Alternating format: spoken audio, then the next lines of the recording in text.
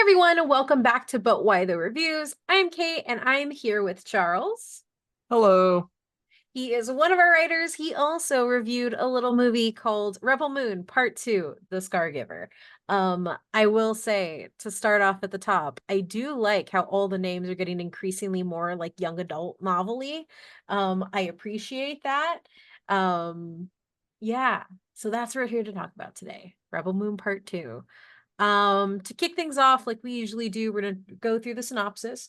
Rebel Moon Part 2, The Scargiver, continues the epic saga of Kora and the surviving warriors as they prepare to sacrifice everything, fighting alongside the brave people of Veld to defend a once peaceful village and newfound homeland for those who have lost their own in the fight against the Mother World. On the eve of their battle, the warriors must face the truths of their own paths, each revealing why they fight.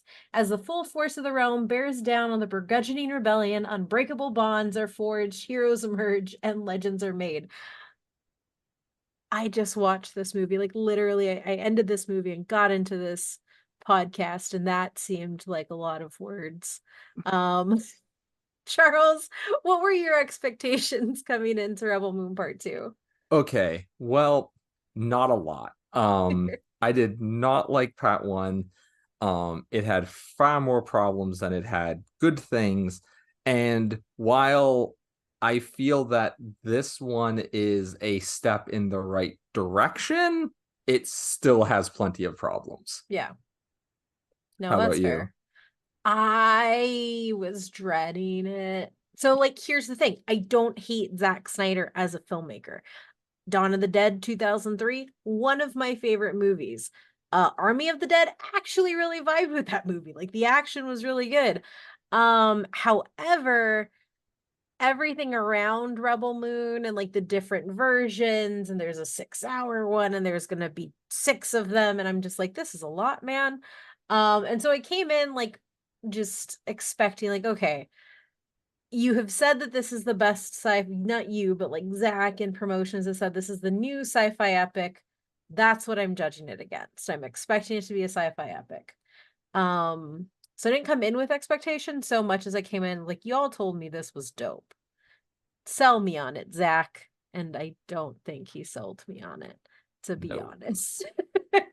But we always start off with the good stuff. So I do want to say what I did think was good. It's really pretty. It's a very pretty movie. The one thing it does better than Star Wars is it looks really good consistently.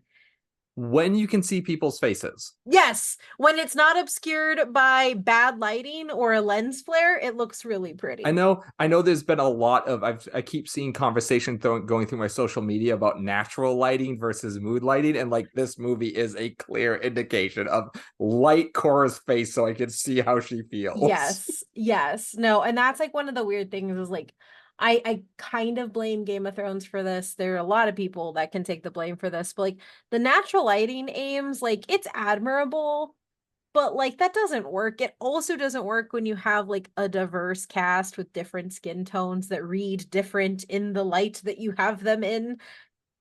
No. Cynthia isn't Um for everyone. no. But it does look pretty. I think the costuming is really phenomenal. All of the weaponry is really cool. You can tell that like visually there is a whole world there. Like it is something that I feel used a lot of practical as much as they used a lot of CG, and I have a lot of respect for that. Um, but that's and Sophia Boutella is just I love her. I love Is her to that death. Cora? That's Cora. Yeah, I love her. I love her so much, like as an actress, and I love that she gets to do action. That's kind of where my good stops. Charles, what about you? I mean, I agree with all that for sure. I mean, typically, setting slow-mo aside, cinematography is Snyder's typical strong point. He does some great Yes. action sequences. Um, I did I did like some. I mean, I I feel bad. I can't even talk about the good without qualifying it. Like I there is a lot let down when it comes to the interpersonal side of the Yeah. story. I do like Cora and Gunna Yeah. in it. I think he does a good job with those two characters and getting them to where they need to be. so like that's like the character bright point for me. And Yeah. if you're familiar with my work, character is so important to me. And Yeah. so I clung to that. I thought some of the ending sequences got kind of creative. One of the particular duels I thought worked very Hmm. well with how it played out. Yeah. Um, but so there's like those things. The action in like the last act of the movie is really good. Yeah, I thought It's very thoughtful.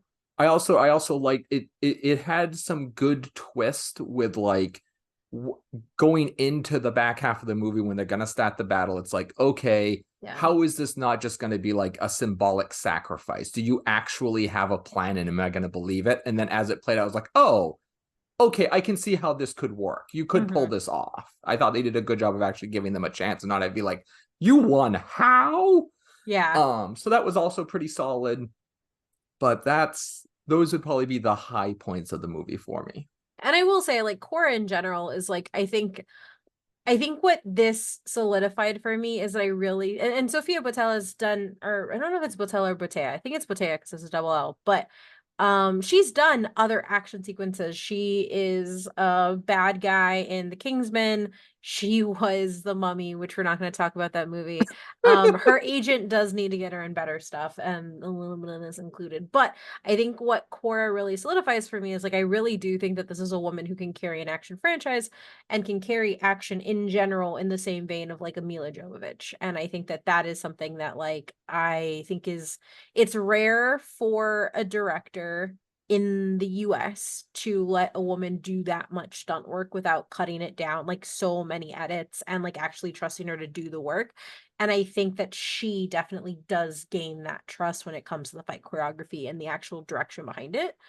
Um the big issue I have with the film overall is, like you said, they're supposed to be big emotional moments, but they never feel like big emotional moments because I don't actually have anything invested in these people. A lot That of it is style over substance, and that's the problem. that absolutely. My the single most frustrating like and like the single most frustrating element for me, it can all be summed up with that table talk just before the Oh, back half of the scene, yeah, when like no spoilers to details, but like a bunch of the main characters sit down and they like and Titus has them confess about their past so they can trust each other. And that moment was like the biggest Martha moment sense, like, because it's yeah. again like, I know what you're trying to do here, but this is not the way. It's not how you do it. It's not how you do it. There's no Yeah. trust here. There's no like, it would have been so much better to have one-on-one sprinkled through that first hour where someone Hmm. is like has a moment together and they tell one other person their history. Because why would you Yeah. just, we're just gonna lay it all out Yeah. here. Well, and that's like the big thing too is like I can like realistically in large ensemble movies like your ensemble works together and does well, but there are always characters who are stronger together because they are closer within the larger group, and nobody feel, I mean, I guess outside of Cora and her guy friend Gunner. Gunner, yes. I forgot his name. Yeah, Cora and Gunner. Um, they're like the core, and they're the two that like are really close, but you don't really see how everybody else relates to each other in like a very real way. You Yeah. create it ephemerally, and like you said, I hadn't thought about it like that, but yeah, why is this large team just gonna be like, okay, guys, we're gonna die, but let's like air all our dirty secrets first, and then that means we trust each other. Other. That's That's not how it works. I mean, no. and also like just having it back to back to back. Like even if you want to do like if you want to have that moment be how you find out, don't do it all at once. Like maybe Yeah. like literally open the movie with them sitting down, give one of them, then jump to farming, jump Yeah. back, like space it out even if Yeah. you can't find a more natural way. Because just having it felt like, well, this is our last chance before we get to the battle. Yeah. It was an Let's, exposition dump. Like that's what it yeah, was. That's yeah. all it And it's just was. like, and that's really rough.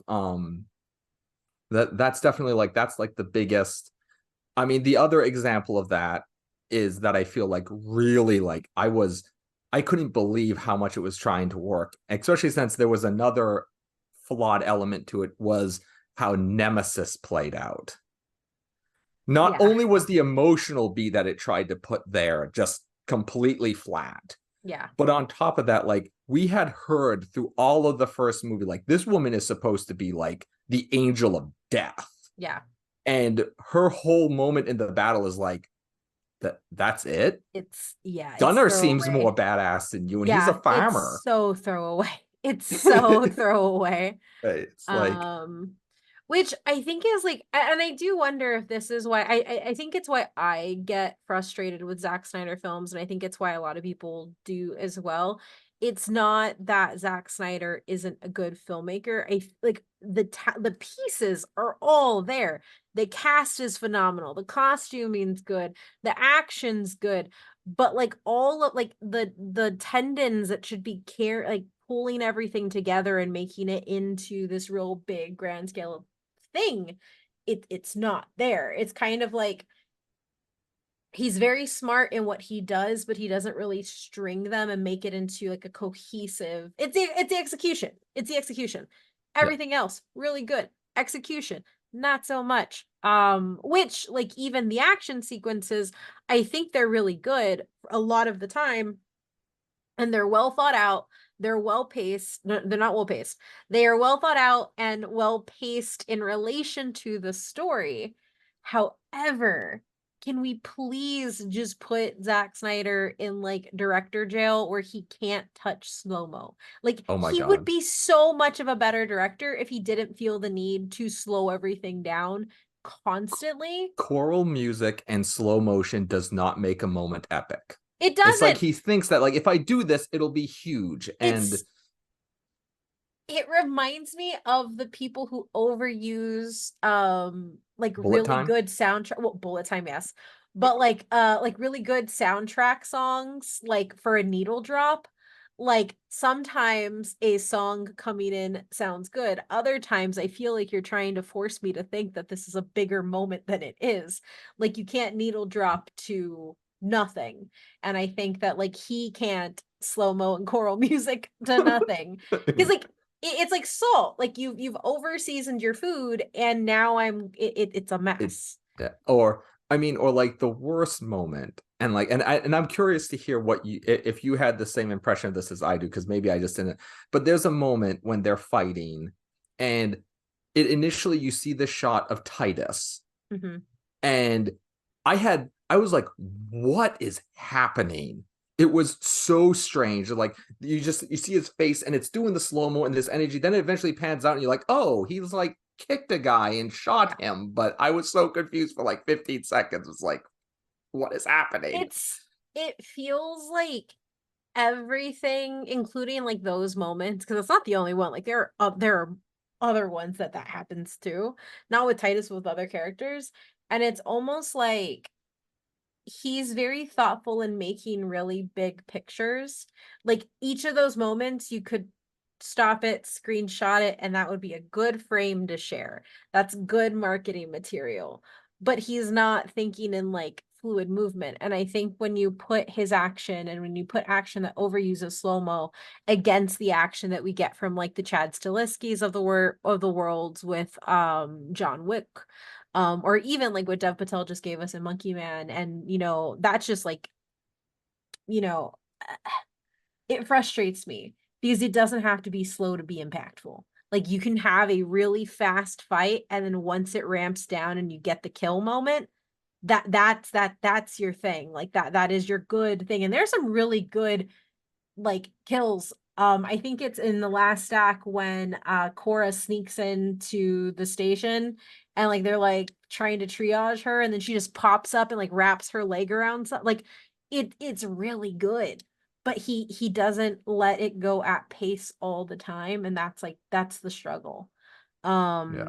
Because like I want to say like I don't like Zack Snyder's stuff, but I don't like his recent stuff because it's almost like he's almost pulling his punches with what should be big, loud, resounding moments. And when he slows it down, it just kind of goes to a lull, and it's like, oh, okay. I guess that was happening.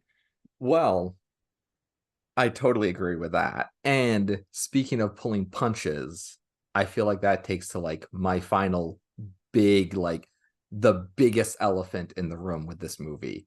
This movie, like, they build up so how unbelievably stacked the odds are against them. The clear cinematic inspiration by like Seven Samurai and stuff like Yeah. that is all right there. And I'm like, I'm going to this movie, I'm like, okay, at least half of the people at Yes. this table are going down. Yes, that's the only reason why you do a big table scene is because you are about to Like, kill all of them. kill these people are gonna die. Yes. And then they don't. There's Yeah. even like, and it's like, and at first I'm like, how could this be? Like, what is going on here? And then you get to those last minute, and it's like, oh, you need them all for movie 3. Yeah. You killed, like, there was even one moment with 2 characters when like I if it had gone the way I thought it was going to, where like one person looks at another and he's like, I thought all I wanted was to die in battle, but Yeah. I don't want to die. And I was Yeah. like, oh my God, is this actually going to happen? Am I going to feel Yes. something for one of these Yes. people? And then he pulls it, and it's like, you, and the most frustrating thing is like, even if you want to make a series of these movies, he still could have done so much more with this one with those emotions, because Yeah. then they're the ghosts. They're the Yes. ones that didn't get out, that you could even still Exactly. have them It have builds like up the drama for the drama, third film. because that, oh, I might meet someone I like. Yeah. Like, why does everyone remember Game Yeah. of Thrones? Because after Ned Stark lost his head, it was like all bets are off, people. Yeah. But it's like it could have been so much more impactful, but Yeah. it couldn't do it. And it's like, oh, it's so frustrating me. It's one of those weird things. Is like we all at this point we all know that it was his abandoned, like it was his rejected Star Wars project, and he doesn't hide that with the freaking lightsabers that he has going on or anything really. Like this is like Star Wars is this is the we have Star Wars at home. And like the thing is like I'm not even particularly fond of Star Wars right now. I don't like a lot of what it's doing, but I think that what this movie does is it's not pushing back against any of what Star Wars is doing. It's actually all it's doing is trying to give it a grittier edge, but still doing the same things, still doing the same plot armor, still doing the like ankle deep like storytelling, still doing like characters that look really cool, don't do But much. And I think that that's where it gets frustrating, or not frustrating, but that's where I think it's interesting because like this movie has been like paraded by this certain group of folks as like the anti-Star Wars, as in it's like this new big thing, it's going to replace it, it's giant, and it's like it's repeating the same mistakes with a different skin on, and that is like the frustrating thing. yeah, yeah, I can definitely see that. Speaking about I randomly during that, it did remind me of something else, that a little bit of a mixed, but another thing that I wanted to mention was, I think that helped this movie a little more over the first one was, I liked Noble as a villain a little more in Mm, this one. yeah, The first one, he had no moment where like, up until he fought Kora, it was like, I don't know who you are. Is yeah, it impressive that she beat you? And at least in this movie, he gets a couple of moments where it's like, oh, okay, you are at least respectable yeah, as a villain. I mean, it's still, to be a villain in a sci-fi movie is like, you gotta really impress me, and he still doesn't. yeah. Nor did, though I will also, just as someone who's like a lover of the classics, the flashback murder scene, Oh, that yeah. that at first I saw, I was like, is he going as hard as I think he's going to? And then I'm like, oh, this is like some Shakespearean crap here. I'm like, Yeah. okay, I'm down for this. This is cool. I like this. But And I know, like, reading the written reviews, which if you're watching this, you can go read those on butwhytho.net.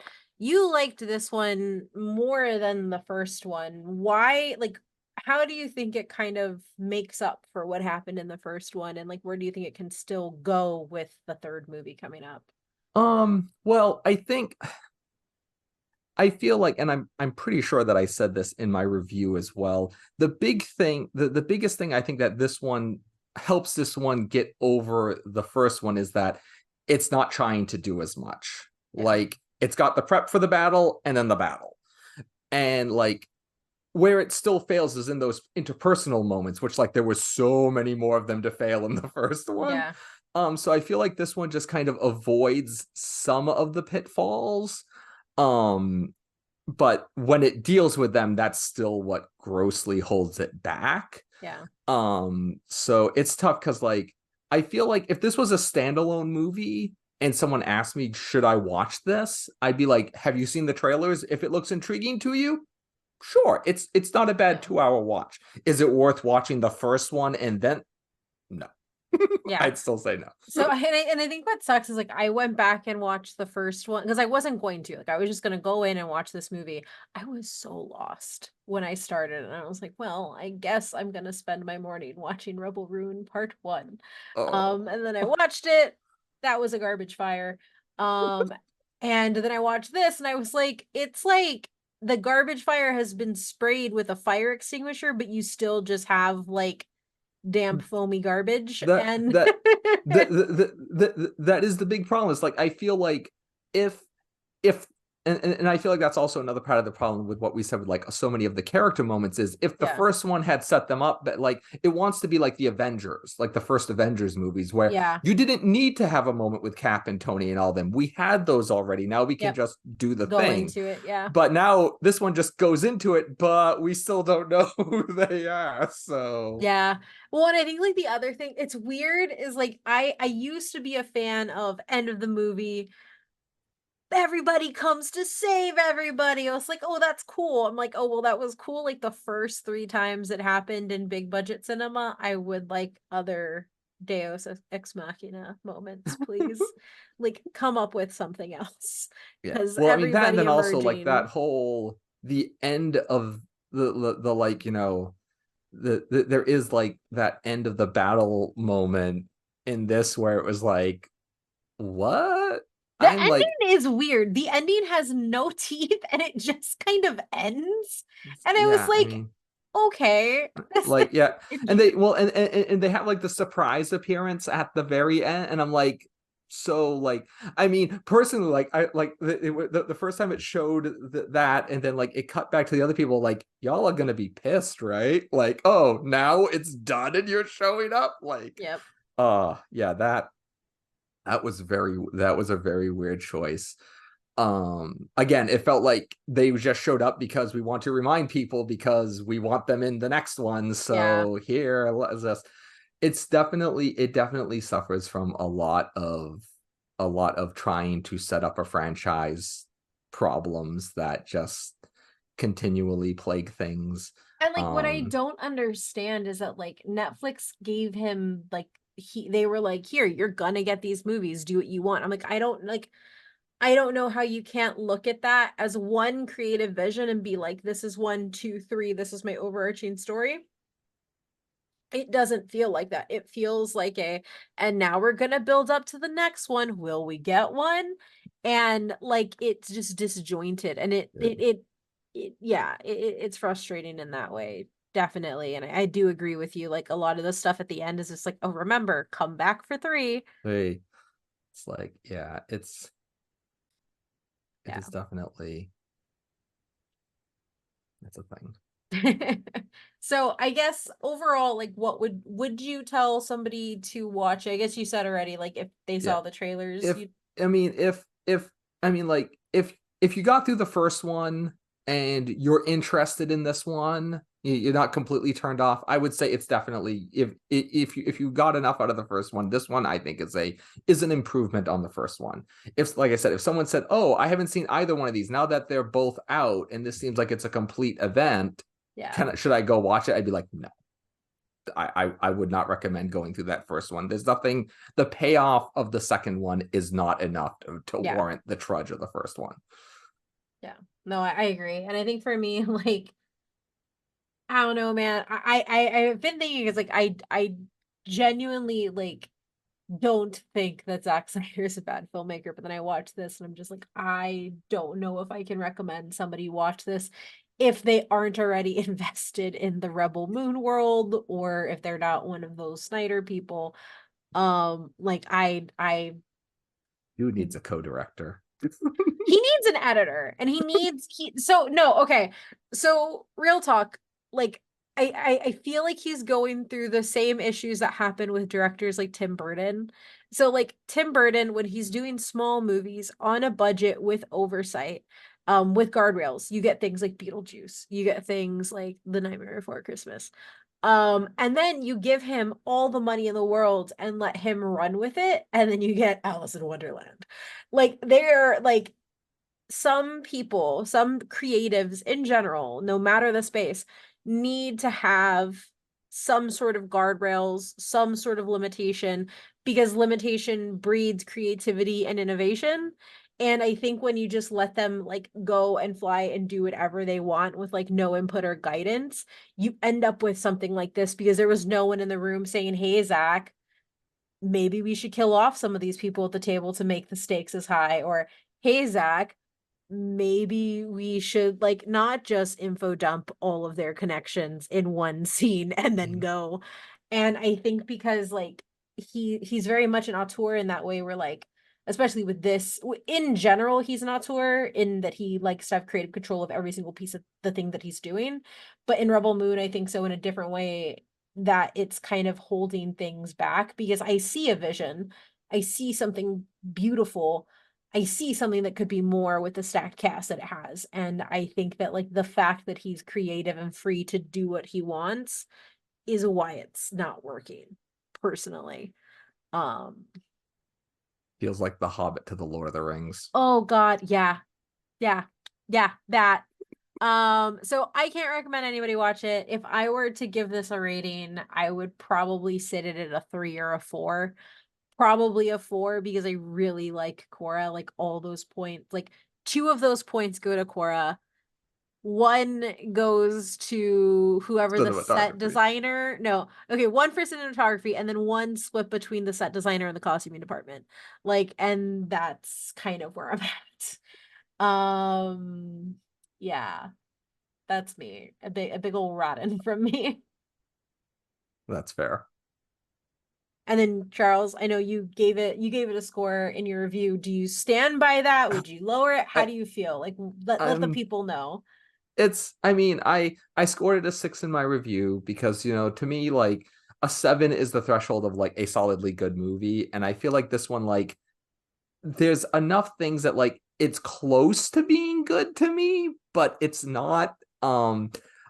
I could certainly fluctuate down to a 5. It was a 5 or a 6, like somewhere in there. I wasn't really 100% sure, but again, like I said, if you're invested already, if you got through the first one and you want to see how it ends, it's worth watching. If the first one just turned you off, you're not gonna miss anything by not following up either. So it is what it is. If you were on board for the first one, then this one is an improvement.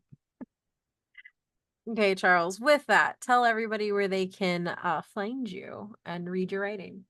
Well, all of my writing is as always at butwhythough.net. I am on Twitter at Gatsu083, which mostly, I'm retweeting my articles and whatnot, so it's an easy way to find those links. But how about you, Kate? Yeah, and you can find me at Omar with Randier on Twitter, Instagram, pretty much everywhere. And my rating is on butwhythough.net. You can read Charles' review in the description thing that I'm pointing at that I don't even know if people still do that anymore. It is in the description. Check that out and let us know what you thought about Rebel Moon. I know they've released the names, but I do just want to know if they're gonna keep going down the young adult path. Because like The Scargiver, there is a young adult movie that just came out on Netflix called The Tearsmith, and I'm like Rebel Moon Part 3, The Tearsmith, is something I think would be very interesting. Call me Zach, I can help you. Anyway, thanks for watching.